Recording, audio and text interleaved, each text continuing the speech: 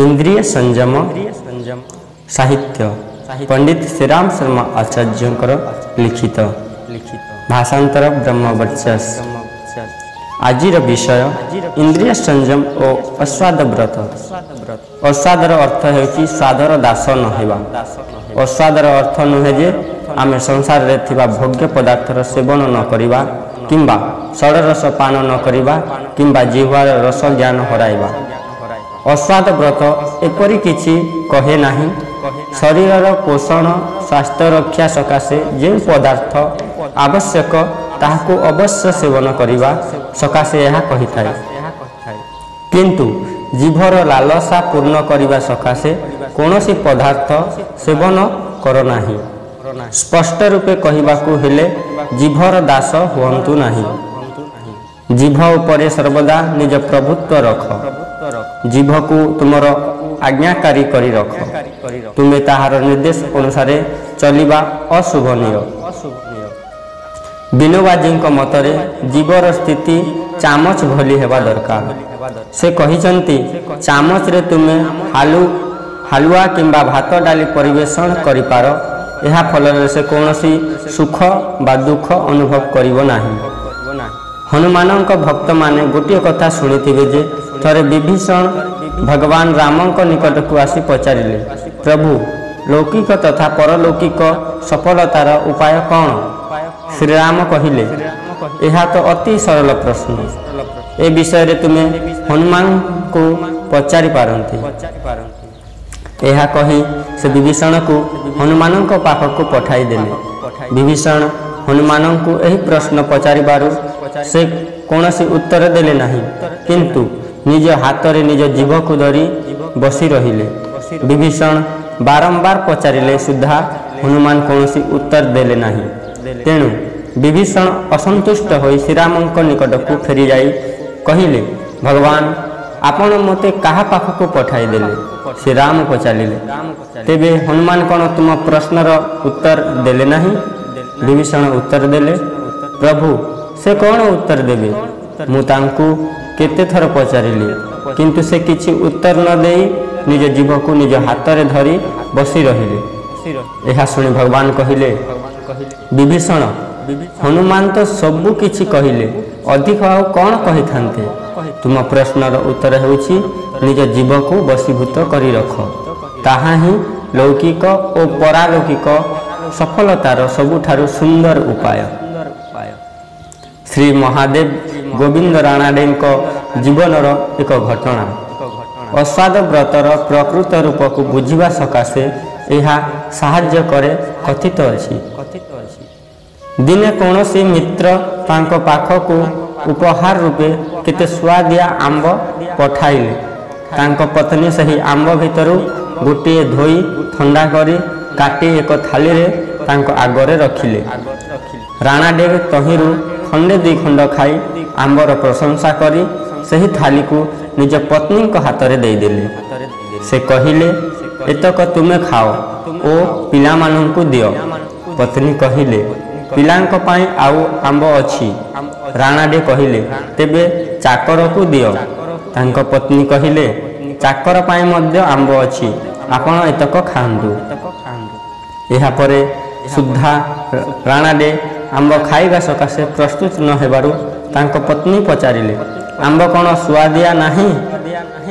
एथर राणाडे कहिले, ए आंब एते सुआदिया जे मो जीवन रे एहा पूर्वरु एते स्वादिष्ट आंब खाई नाही। पत्नी एबे पचारिले, आपण स्वास्थ्य ठीक अछि? राणाडे उत्तर देले, मो स्वास्थ्य वर्तमान एते भल जे पूर्वरु केबे से परि नथिला। एहा सुनी पत्नी कहिले, आपण अजब कथा कहउचंती। आंब को तो स्वादिया कहउचंती, ता सहित आउ खाए भी नहीं बोली कहउचंती। ରାଣାଟେ ବୁଝାଇ ଦେଇ କହିଲେ, ଆମ୍ବ ଖୁବ୍ ସୁଆଦିଆ, ତେଣୁ ଆଉ ଖାଇବିନି ବୋଲି କହୁଛି। ଏପରି କହିବାର କାରଣ ଶୁଣ। ମୁଁ ମୁମ୍ବାଇରେ ପାଠ ପଢ଼ୁଥିବା ସମୟରେ ଜଣେ ମହିଳା ମୋ ପଡ଼ିଶାରେ ରହୁଥିଲେ। ପୂର୍ବରୁ ସେ ଥିଲେ ଏକ ଧନୀ ପରିବାରର ବୋହୂ, କିନ୍ତୁ ଭାଗ୍ୟର କୁଚକ୍ର ଯୋଗୁଁ ତାଙ୍କ ପାଖରେ ଧନ ରହିଲା ନାହିଁ। କିନ୍ତୁ ସେ ଓ ତାଙ୍କ ପୁଅ ପେଟ ଭରି ଖାଇବା ଯୋଗ୍ୟ ଉପାର୍ଜନ କରୁଥିଲେ। ସେ ମହିଳା ଦୁଃଖରେ ରହୁଥିଲେ ଓ ବେଳେ ବେଳେ କାନ୍ଦୁଥିଲେ। ଦିନେ ମୁଁ ତାଙ୍କୁ ପଚାରିଲି, ଦୁଃଖର କାରଣ? ସେ କହିଲେ, ମୋ ଦୁଃଖର କାରଣ ହେଉଛି ମୋ ଜିଭର ଟକଲା ପ୍ରକୃତି। ମନକୁ ବହୁତ ବୁଝାଇବା ପରେ ମଧ୍ୟ ମୁଁ ଦୁଃଖୀ। ଯେଉଁ ସମୟରେ ମୁଁ ସ୍ୱାଦିଷ୍ଟ ପଦାର୍ଥ ଖାଉଥିଲି, ସେତେବେଳେ ରୋଗ ଭୋଗ କରୁଥିଲି, ଔଷଧର ଦାସୀ ହୋଇ ରହୁଥିଲି। ସେ ପଦାର୍ଥ ନ ମିଳିବା ଦିନଠାରୁ ମୁଁ ସୁସ୍ଥ ରହୁଛି। ଔଷଧର ଶରଣ ନେବାକୁ ପଡ଼ୁନାହିଁ। ଏବେ ନାନା ପ୍ରକାର ତରକାରୀ, ଆଚାର, ମୁରବା, ଚଟଣି, ରାଇତା, ମିଠେଇ ଦିନ ନାହିଁ ବୋଲି ମନକୁ ବୁଝାଉଛି, ତଥାପି ଜିଭ ମାନୁନାହିଁ। ମୋ ପୁଅ ଶୁଖିଲା ରୁଟି ଖାଇ ପେଟ ପୂରାଇ ନେଉଛି, ଖୁସିରେ ରହୁଛି, କାରଣ ସେ ଅତୀତର ସେହି ଦିନ ଦେଖି ନାହିଁ। ତେଣୁ ସେ ଜିଭର ଦାସ ନୁହେଁ। କିନ୍ତୁ 2-3 ପ୍ରକାର ତରକାରୀ ନହେଲେ ମୋ ପେଟ ପୁରୁନାହିଁ। ରାଣାଡେ ପୁଣି କହିଲେ, ମୁଁ ସେ ମହିଳାଙ୍କ କଥା ଶୁଣିଲି, ତାଙ୍କ ଦଶା ଦେଖିଲି। ତାପରେ ମୁଁ ସ୍ଥିର କଲି, ଜିଭ ଯାହା ପସନ୍ଦ କରେ ତାହାକୁ ଅଳ୍ପ ଖାଇବି, ଜିଭର ଅଧୀନ ହେବି ନାହିଁ। ଏ ଆମ୍ବ ମୋ ଜିଭକୁ ଭଲ ଲାଗିଲା, ତେଣୁ ମୁଁ ତାହାକୁ ଅଧିକ ଖାଇବି ନାହିଁ। କିଛି ଜିନିଷ ଖାଇବା ଆଗରୁ ତୁମେ ନିଜକୁ ପଚାର, ସେହି ସମୟରେ ସେହି ବସ୍ତୁ ଖାଇବା ତୁମ ପାଇଁ ଆବଶ୍ୟକ କି ନୁହେଁ? ସେହି ବସ୍ତୁକୁ ଖାଇବା ବିନା ତୁମେ ରହିପାରିବ କି ନାହିଁ? ଯଦି ରହିପାରିବ ନାହିଁ ବୋଲି ଉତ୍ତର ମିଳେ, ତେବେ ତାହାକୁ ଖାଅ, ଅନ୍ୟଥା ନୁହେଁ। ଏହି ଉପାୟରେ ଅବଲମ୍ବନ କରିବା ଫଳରେ ତୁମର ଶାରୀରିକ, ମାନସିକ ବା ଆର୍ଥିକ କ୍ଷତି ହେବ ନାହିଁ। ବିପରୀତ ପକ୍ଷରେ ଏହି 3 ଅବସ୍ଥାରେ ତୁମର ଲାଭ ହେବ। ଭୋଗ ଓ ସ୍ୱାଦର ଆନନ୍ଦ ତ ପଶୁମାନେ ମଧ୍ୟ ଗ୍ରହଣ କରନ୍ତି। ଏବେ ତୁମେମାନେ ମଧ୍ୟ ବହୁ ସମୟ ଧରି ସେହି ଆନନ୍ଦ ଉପଭୋଗ କରି ଆସୁଅଛ। ଏବେ ତ୍ୟାଗ ଓ ଅସ୍ୱାଦ ଆନନ୍ଦ ଭୋଗ କର।